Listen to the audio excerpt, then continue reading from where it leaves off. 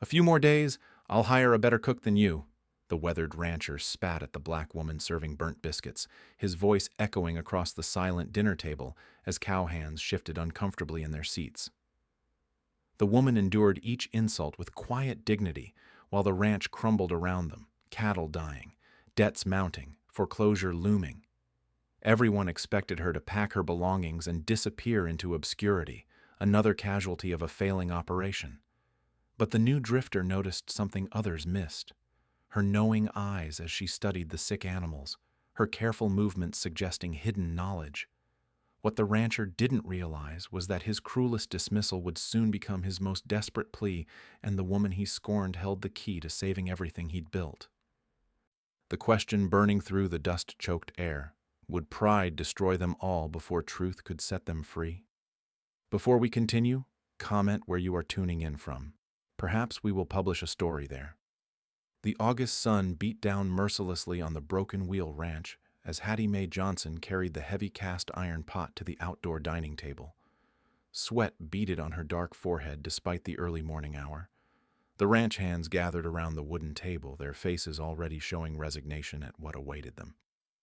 Samuel Garrison emerged from the main house, his boots heavy against the porch boards. His weathered face bore the deep lines of a man fighting a losing battle. The cattle were dying. The banknotes were overdue. His pride was all he had left. Hattie Mae ladled the thin stew into tin bowls, her movements precise despite the tremor in her hands. She had felt his growing anger for weeks now, building like storm clouds on the horizon. The burnt biscuits sat in a basket, hard as rocks and twice as appetizing. Garrison took one bite and slammed his spoon down. The metallic clang echoed across the yard. "This is swill." His voice carried the weight of months of frustration. "A few more days. I'll hire a better cook than you." The words hit Hattie Mae like a physical blow, but she kept her face steady. She had survived worse than angry words. The ranch hands studied their boots, uncomfortable with the cruelty they witnessed daily. From the corner of her eye, Hattie Mae noticed the new hand. Eli Carter had arrived 3 days ago, his speech too educated for typical ranch work. Unlike the others, he met her eyes with something that looked like respect. Garrison continued his tirade, his voice growing louder with each word. He blamed her for the tough meat, the watery coffee, the biscuits that could break teeth. What he didn't say was that she worked with scraps and bones because he couldn't afford proper supplies anymore. Clayton Garrison chose that moment to ride up, dismounting his well-groomed horse with practiced ease. The nephew's expensive clothes and soft hands marked him as a man who had never worked a day in his life. He surveyed the scene with calculating eyes. "Uncle Sam, perhaps it's time to consider my offer again." Clayton's voice dripped with false concern. "The developers are still interested in the land." Garrison's jaw tightened. "This ranch stays in family hands." "What family?" Clayton gestured at the dying cattle in the nearby pasture. "Half your herd is gone. The bank will take everything within 2 months." Hattie Mae gathered the barely touched bowls, listening to every word. She had learned long ago that invisible people heard the most important conversations. The mention of developers made her stomach clench with worry. Where would she go if the ranch sold? After the men dispersed to their daily work, Eli approached her washing station. He rolled up his sleeves and began helping with the dishes without being asked. "That wasn't right," he said quietly. Hattie Mae glanced around to ensure they were alone. "Right don't matter much around here." "It should." There was conviction in his voice that surprised her. "You know about more than cooking, don't you?" She froze, her hands still in the soapy water. How could he know? She had been so careful during her nighttime visits to the cattle pen. "I see things," Eli continued. "The way you watch the animals. The herbs you gather when you think no one's looking." Fear shot through her chest. If Garrison discovered her secret activities, he would fire her immediately. Worse, he might accuse her of causing the cattle sickness. "I don't know what you mean." Eli dried a plate slowly, choosing his words carefully. "My grandmother was Cherokee. She taught me to recognize plant medicine when I see it." The admission hung between them like a bridge neither was sure they should cross. Hattie Mae had learned not to trust easily, but something in his manner suggested honesty. That evening, after serving another disappointing dinner, Hattie Mae made her usual rounds. She moved silently through the darkness toward the cattle pen, carrying her small cloth bundle. The sick animals gathered near the fence, as if sensing she brought relief. She unwrapped her collection of prairie sage, willow bark, and wild garlic. Her grandmother's voice echoed in her memory, teaching her the old ways that white doctors dismissed as superstition. The knowledge had saved lives on the plantation, but here it had to remain hidden. The cattle she had treated over the past week showed marked improvement.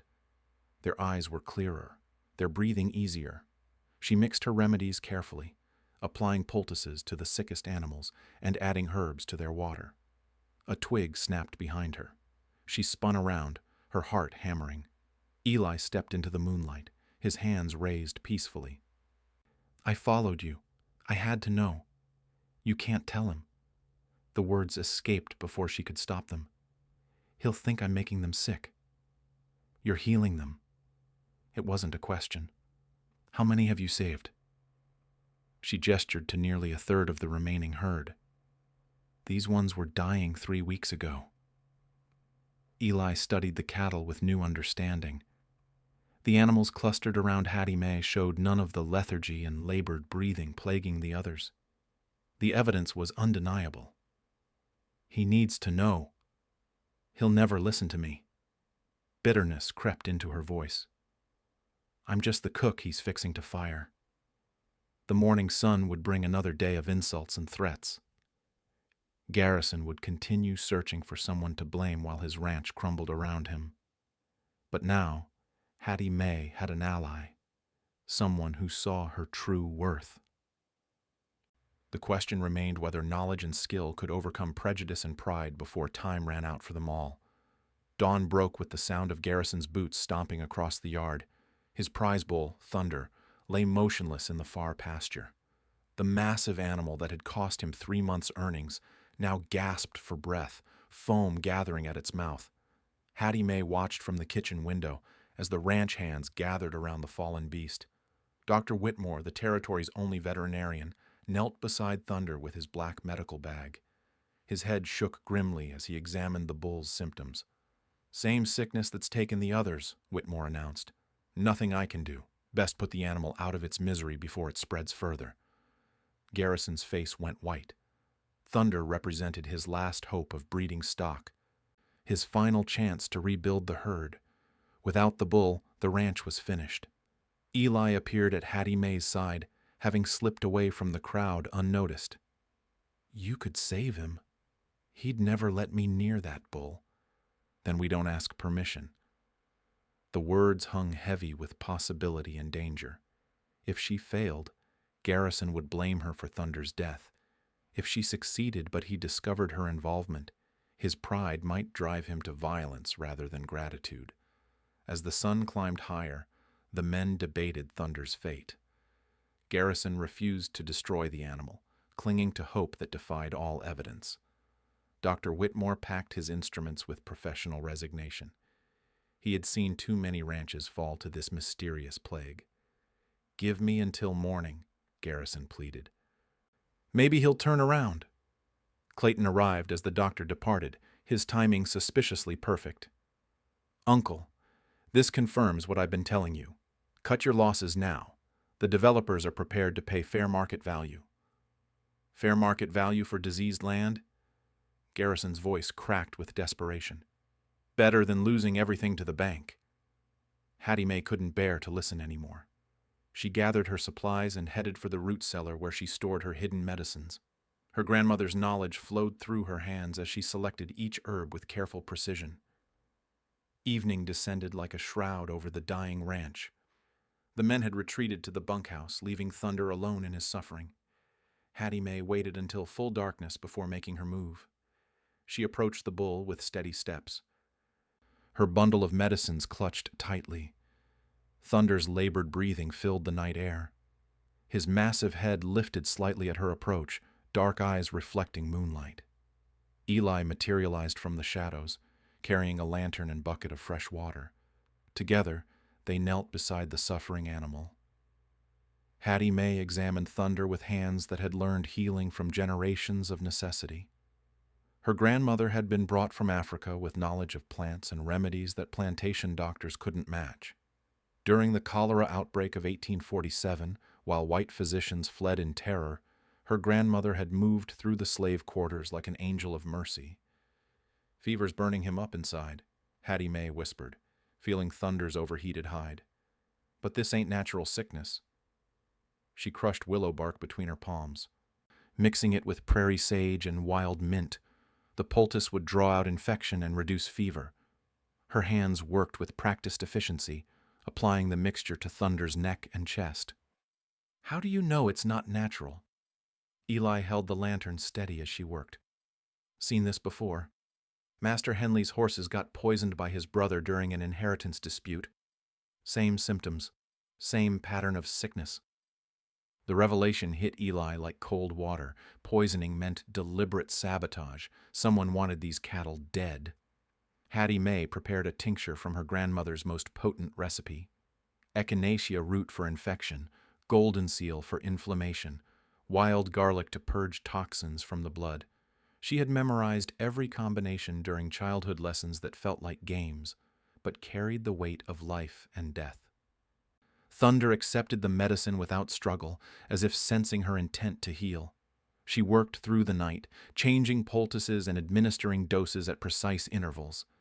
Eli stood guard, watching for any sign of discovery. As dawn approached, Thunder's breathing began to steady. The foam disappeared from his mouth. His eyes grew clearer and more alert. By sunrise, the bull was standing. Garrison emerged from the house, expecting to find his prize animal dead. Instead, Thunder grazed peacefully in the morning light, showing no trace of the previous day's illness. The rancher stared in disbelief. Dr. Whitmore arrived within the hour, summoned by one of the ranch hands who had witnessed the miracle. The veterinarian examined Thunder with growing amazement. "Impossible," Whitmore muttered. "This animal was dying yesterday. What changed?" Garrison demanded. "I have no medical explanation. The fever's gone. Breathing's normal. Whatever happened here defies everything I know about this disease." Hattie Mae watched from the kitchen door as the men puzzled over Thunder's recovery. Several ranch hands glanced in her direction with knowing looks. Word of her nighttime healing had spread quietly through their ranks over the past weeks. Tommy Morrison, the youngest hand, approached Garrison with obvious nervousness. "Boss, maybe you should talk to Hattie Mae. Some of us seen her working with the sick cattle." Garrison's face darkened. "What are you saying?" "She's got away with animals. Been helping the ones that recovered." The accusation hung in the air like smoke. Garrison's pride warred with desperate hope. Admitting that his despised cook possessed knowledge he lacked would shatter everything he believed about the natural order of things. But Thunder stood healthy and strong, living proof that someone understood this mysterious plague. The moment of reckoning had arrived. Garrison stood frozen in the morning light, staring at his recovered bull. The impossible had become undeniable. Thunder grazed peacefully where death should have claimed him hours ago. Dr. Whitmore packed his instruments with shaking hands. 30 years of veterinary practice hadn't prepared him for miracles. The bull's transformation defied every medical principle he understood. "Someone saved this animal," Whitmore said quietly. "Someone with knowledge I don't possess." The ranch hands shifted nervously as all eyes turned toward the kitchen. Hattie Mae continued her morning chores, but tension radiated from her shoulders. She knew the moment of truth had arrived. Garrison's jaw worked silently as pride battled desperation. Accepting help from the woman he'd publicly humiliated would require admitting he'd been catastrophically wrong, but Thunder's recovery couldn't be ignored or explained away. Tommy Morrison stepped forward again, his young face earnest with conviction. "Boss, she's been treating animals for weeks. The ones that got better all had her help. You're telling me my cook knows more about cattle than a trained veterinarian?" "I'm telling you she saved your bull." The words hung heavy in the morning air. Clayton chose that moment to arrive, his horse's hooves crunching on the dry ground. He dismounted with practiced ease, expecting to find funeral preparations for Thunder. Instead, he found his uncle staring at a healthy bull with confusion written across his weathered features. What happened here? Clayton's voice carried a sharp edge that hadn't been there before. The bull recovered, Garrison said slowly. Overnight. Completely. Clayton's eyes narrowed as he studied Thunder with obvious displeasure. This development threatened plans that had been months in the making. His contacts among the land developers expected the ranch to fail within weeks. Temporary improvement, Clayton said dismissively. These animals always show false recovery before the final collapse. Dr. Whitmore shook his head firmly. This isn't temporary. The bull's completely healthy. Someone administered effective treatment. All eyes turned toward Hattie Mae again. She stood in the kitchen doorway like a defendant awaiting judgment. Her hands remained steady despite the attention focused on her. Garrison took 3 steps toward her before stopping. The words stuck in his throat like swallowed glass. Asking for her help would require acknowledging her worth as more than just a cook. "Did you treat my bull?" The question emerged as barely more than a whisper. Hattie Mae met his eyes directly for the first time in months. Yes. The simple admission sent shockwaves through the gathered men. Eli watched from beside the barn, ready to intervene if tempers exploded. His hand rested casually near the pitchfork, leaning against the wall. How? Garrison's voice grew stronger. Hattie Mae stepped fully into the yard, her chin raised with quiet dignity. My grandmother taught me plant medicine. Been using it to help your cattle for weeks now. Plant medicine?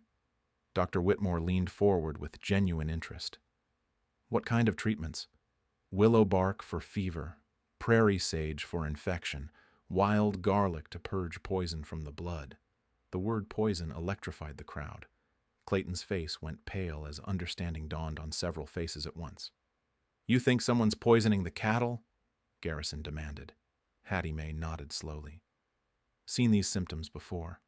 During the war, Master Henley's brother tried to kill his horses with contaminated feed. Same sickness pattern. Same way the animals died. Eli stepped forward, his journalist instincts taking over. If it's poison, there'll be evidence. Contaminated water sources. Unusual substances around the feed. Clayton backed toward his horse with calculated casualness. This is ridiculous speculation. Uncle, you're grasping at fantasies instead of facing reality. But Garrison's attention had shifted completely to Hattie Mae. The woman he'd dismissed as worthless might hold the key to saving everything he'd built. Show me, he said simply. Hattie Mae led the group to the cattle pen where she'd performed her secret healing work. She pointed to specific animals, explaining their symptoms and treatments with scientific precision that amazed Dr. Whitmore. This heifer had labored breathing and muscle tremors, classic signs of alkaloid poisoning. The brown steer showed kidney distress from toxic buildup. That spotted cow nearly died from liver failure. Each diagnosis proved accurate when Whitmore examined the animals.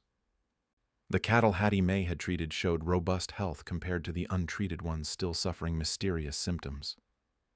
Where did you learn diagnostic medicine? Whitmore asked with growing respect.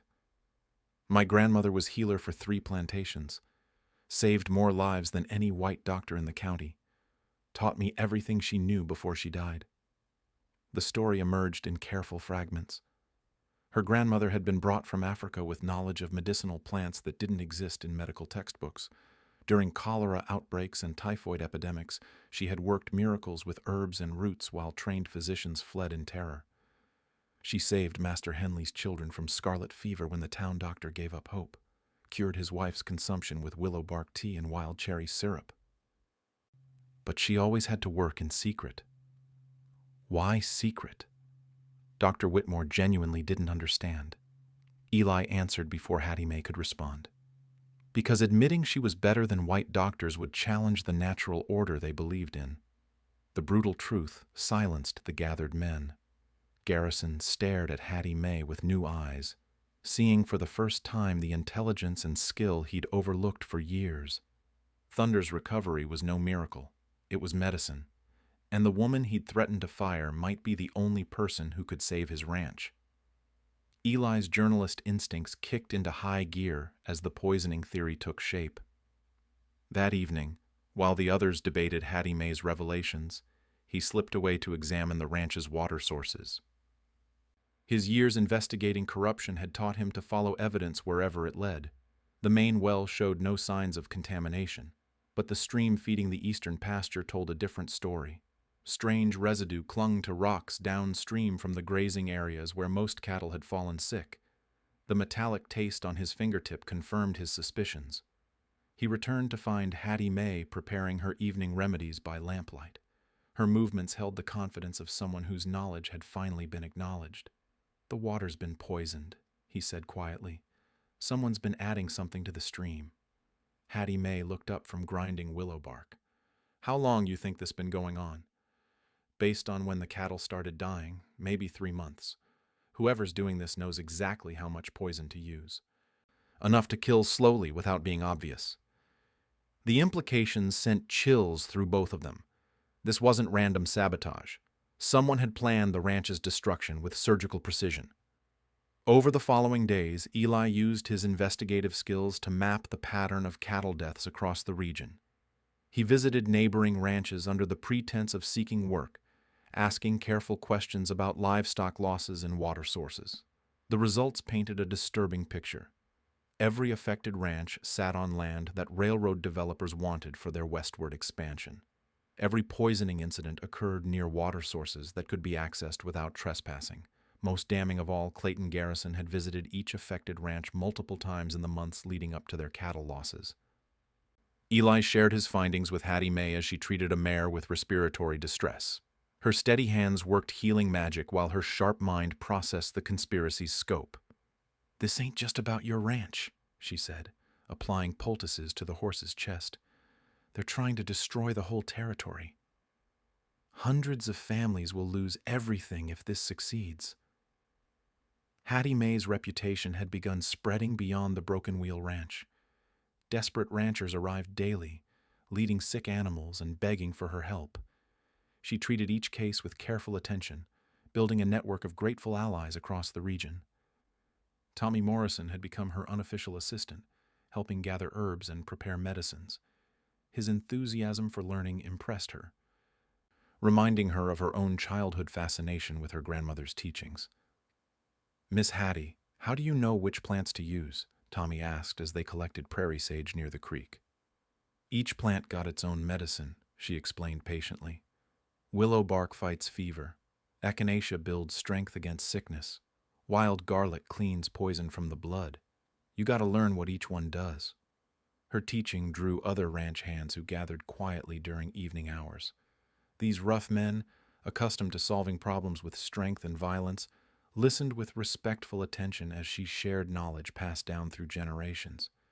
But not everyone welcomed her growing influence.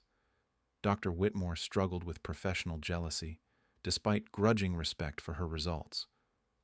Several town officials questioned whether a woman with no formal education should be treating valuable livestock. Clayton's visits became more frequent and agitated. He pushed harder for his uncle to sell, using each new cattle death as evidence of the ranch's inevitable failure. "You're chasing fantasies, Uncle Sam," Clayton argued during a particularly heated discussion, relying on folk remedies instead of accepting reality. Garrison's response surprised everyone, including himself. "Those folk remedies saved thunder. Maybe I should have listened sooner." The admission marked a fundamental shift in the ranch's dynamics. Garrison began consulting Hattie Mae about livestock decisions, asking her opinion on grazing rotations and feed choices. The woman he'd once dismissed as worthless became an essential part of daily operations. But Clayton's behavior grew increasingly desperate. Eli caught him near the water sources on multiple occasions, always with plausible excuses for his presence. The young journalist's suspicions crystallized into certainty when he discovered a small leather pouch hidden beneath rocks near the contaminated stream. The pouch contained a white crystalline powder that burned his nostrils with chemical harshness. Laboratory analysis would be needed to identify the exact substance, but its purpose was clear. Eli confronted Hattie Mae with the evidence as she tended to a calf suffering from mysterious muscle tremors. Clayton's been poisoning the water supply. This proves it. She examined the powder with professional interest. This the same stuff been making the cattle sick. Question is, how many other places he got poison hidden? We need to search the property. Find every contamination site before more animals die. Their investigation revealed the poisoning operation's sophisticated scope. Clayton had hidden poison caches at multiple locations, using his frequent visits to refresh contaminated water sources and add new toxic substances to cattle feed. The evidence was overwhelming, but they faced a crucial problem. Garrison's pride might prevent him from accepting that his own nephew was destroying the family ranch. Blood loyalty ran deep in men like Samuel Garrison. Meanwhile, the conspiracy's timeline was accelerating. Bank foreclosure notices had been posted throughout the territory. Desperate ranchers were beginning to accept developer offers at pennies on the dollar. Hattie Mae's healing work had saved dozens of animals, but she couldn't treat an entire region's worth of poisoned livestock. The only way to stop the destruction was to expose Clayton's sabotage and arrest his co-conspirators. Time was running out for everyone whose livelihood depended on the land that developers coveted. The next phase would require courage, careful planning, and proof strong enough to overcome family loyalty and social prejudice. Federal Marshal James Whitlock arrived at dawn with 2 deputies and a warrant. Eli's carefully documented evidence had convinced territorial authorities that systematic fraud was destroying the region's economy. The marshal's weathered face showed the grim determination of a man who had seen too many communities destroyed by greed. Garrison met them at the ranch house steps, confusion evident in his posture. "Marshal, what brings federal law to my property? Reports of deliberate livestock poisoning across the territory. We have evidence suggesting organized conspiracy to defraud landowners." The words hit Garrison like physical blows. His gaze swept across his property, seeing it through new eyes. The pattern of destruction that had seemed like cruel fate now revealed itself as calculated sabotage. Clayton emerged from the bunkhouse with studied casualness, but Eli noticed the tension in his shoulders. The younger man's eyes darted toward his horse, tied near the barn with saddlebags already packed. "Gentlemen," Clayton nodded politely, "I assume this concerns the unfortunate cattle deaths. Perhaps I can provide insight into my uncle's situation." Marshal Whitlock's expression remained neutral. "We'd appreciate your cooperation, Mr. Garrison, starting with explaining your visits to other affected ranches. I've been trying to help Uncle Sam understand that his neighbors face similar challenges. The territory is becoming unsuitable for cattle ranching." Hattie Mae appeared from the kitchen, carrying a tray of coffee for the lawmen. Her presence seemed to make Clayton more nervous, though he tried to hide his discomfort behind false confidence. "Marshal," she said quietly, "I got information about the cattle poisoning." Whitlock accepted a cup gratefully. "We understand you've been treating the sick animals successfully." "Yes, sir. But more important, I've been keeping detailed records of symptoms and timing. Every animal I treated when they got sick, what made them better." She produced a leather-bound journal filled with careful observations written in neat handwriting. Each page documented symptoms, treatments, and recovery patterns with scientific precision that impressed the federal officers. According to these records, Deputy Marshal Carson noted, the poisoning incidents follow a clear geographic pattern. Eli stepped forward with his own documentation.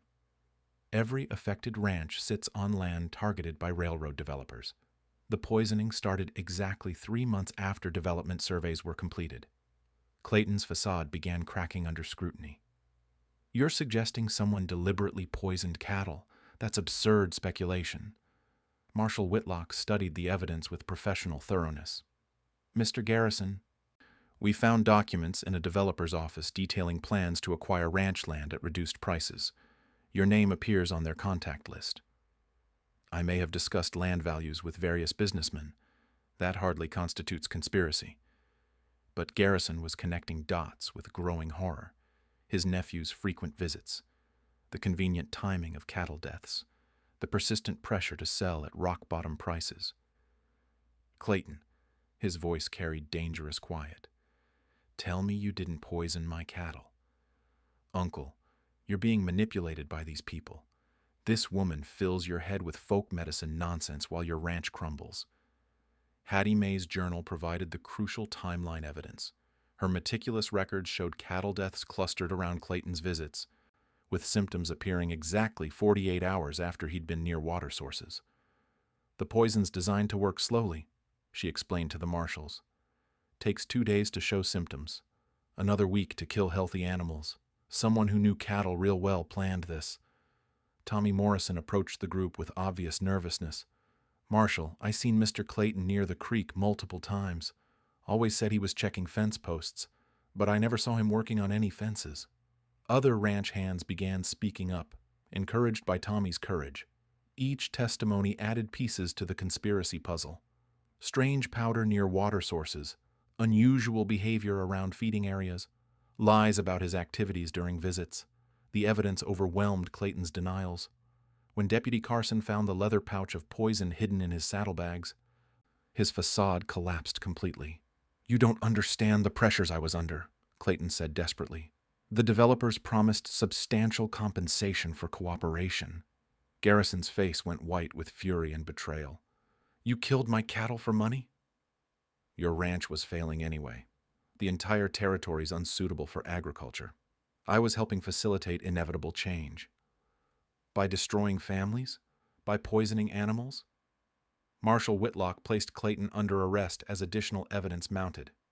Documents found in his possession revealed the conspiracy's full scope. 12 ranches targeted for systematic destruction. Hundreds of families marked for displacement. The scheme involved contaminating water sources with industrial chemicals purchased through shell companies. Each poisoning incident was timed to maximize economic impact while avoiding immediate detection. Hattie Mae's knowledge had been the crucial factor in uncovering the truth. Her grandmother's teachings had enabled her to distinguish between natural disease and deliberate poisoning. Without her intervention, the conspiracy would have succeeded completely. Ma'am, Marshal Whitlock said respectfully, your documentation will be essential for prosecuting this case. The territorial government owes you considerable gratitude. Dr. Whitmore, who had observed the proceedings with professional fascination, stepped forward with an unexpected announcement. Marshal, I'm recommending this woman for official veterinary certification. Her diagnostic skills exceed anything I've encountered in 30 years of practice. The statement sent shockwaves through the gathered crowd. Official recognition would make Hattie Mae the territory's first certified African-American veterinarian. Clayton was led away in shackles, his co-conspirators to be arrested throughout the territory. The conspiracy had crumbled under the weight of careful investigation and irrefutable evidence. But the most profound change was in Garrison himself. The man who had dismissed Hattie Mae as worthless now understood that she had saved his ranch, his community, and his way of life. The reckoning with his own prejudices had only just begun. 3 days after Clayton's arrest, Garrison stood in his kitchen watching Hattie Mae prepare breakfast. The same hands that had served him burnt biscuits now mixed medicines that had saved his entire ranch. The irony cut deeper than any physical wound. The territorial newspaper had arrived that morning, carrying headlines about the conspiracy's exposure. 12 ranches saved from fraudulent seizure. Hundreds of families allowed to keep their land, all because one woman had recognized the difference between disease and deliberate poisoning. Hattie Mae, Garrison's voice came out rougher than intended. I need to say something. She looked up from the stove, her expression cautious but attentive. The fear that had once lived in her eyes had been replaced by quiet confidence. I was wrong about everything. About you, about your worth, about what you could do. The words tasted like medicine, bitter but necessary. I'm asking you to stay. Not as a cook, but as a partner in this operation. The offer hung between them like morning mist. Partnership meant legal recognition, profit sharing, and decision-making authority. It meant treating her as an equal in a territory where such arrangements were virtually unheard of. What kind of partnership? Her voice carried careful neutrality. Full veterinary authority over all livestock. Medical decisions rest with you.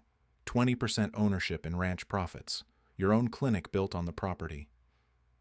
Eli emerged from the main house, carrying legal documents prepared by the territorial attorney. The papers formalized Hattie Mae's position and protected her rights under federal law. "The government's offering additional recognition," Eli said, spreading the documents on the kitchen table. "Official veterinary certification from the Territorial Medical Board. First woman of any background to receive such credentials in Colorado." Dr. Whitmore had championed her certification personally, testifying to her diagnostic abilities before the medical board. His professional endorsement carried enough weight to overcome bureaucratic resistance. Hattie Mae studied the papers with growing amazement. Legal recognition of her knowledge, protection under territorial law, the right to practice veterinary medicine throughout the region. "There's more," Eli continued. "The federal government's offering compensation for your role in exposing the conspiracy. Enough money to build a proper medical facility and purchase advanced equipment." The transformation was complete. The woman Garrison had threatened to fire would now operate the territory's most advanced veterinary clinic from his own property. Word of the arrangement spread quickly through the region. Ranchers who had once dismissed Hattie Mae as merely a cook now sought appointments for their valuable livestock. Her reputation for successful treatment brought business from hundreds of miles away. Tommy Morrison became her first official apprentice, eager to learn the healing arts that combined traditional plant medicine with modern veterinary techniques. Under her guidance, he showed natural aptitude for diagnosing animal ailments. "Miss Hattie, why does willow bark work better than the store-bought powders?" Tommy asked as they prepared treatments for a rancher's sick horses. "Plant medicine works with the body's natural healing. Chemical powders fight against it. My grandmother always said nature provides everything we need if we know how to look." Her teaching attracted other students, both ranch hands and young people from nearby towns. The informal school that developed around her clinic became the territory's first integrated educational institution. Eli's role evolved naturally from investigative ally to business partner to something deeper. Their shared commitment to justice and healing formed the foundation for a relationship built on mutual respect and common purpose. "I've been thinking about staying permanently," he said one evening as they watched sunset paint the mountains gold. "Starting a newspaper here, documenting the territory's development from the perspective of people actually building communities." The proposal made practical and personal sense. His investigative skills complemented her medical knowledge. Together they could ensure that progress served all residents, not just wealthy developers. Their wedding took place 6 months later in the ranch's main yard, with federal marshals, ranch hands, neighboring families, and territorial officials in attendance. The ceremony symbolized more than personal commitment. It represented the territory's evolution toward a more just and inclusive future. Garrison served as Hattie Mae's escort, walking her down an aisle lined with flowers from the medicinal garden she had cultivated. The gesture represented his complete transformation from antagonist to protector. The clinic Hattie Mae designed became the territory's medical center for both animals and humans. Her grandmother's traditional remedies, combined with modern medical equipment, provided health care that surpassed anything available in larger cities. Children of all backgrounds learned healing arts under her instruction. The knowledge that had once been hidden now spread freely, ensuring that traditional medicine would survive and flourish. Dr. Whitmore became a frequent collaborator, referring difficult cases to Hattie Mae's expertise. Their professional partnership bridged the gap between formal medical education and traditional healing wisdom. The ranch prospered under the new arrangement. Healthy cattle, expert veterinary care, and Hattie Mae's reputation for successful treatment attracted buyers from across the Western Territories. What had once faced bankruptcy became one of the region's most successful operations. Garrison's transformation proved complete when he testified before the territorial legislature about the value of recognizing merit, regardless of background. His advocacy helped pass laws protecting the rights of all medical practitioners, regardless of race or gender. 5 years later, Hattie Mae's clinic had trained dozens of healers who carried traditional medicine throughout the expanding frontier. Her influence shaped an entire generation's approach to healthcare and community development. The woman who had once served burnt biscuits in silence now stood as one of the territory's most respected citizens, proving that knowledge and dignity could overcome any prejudice when given the chance to shine.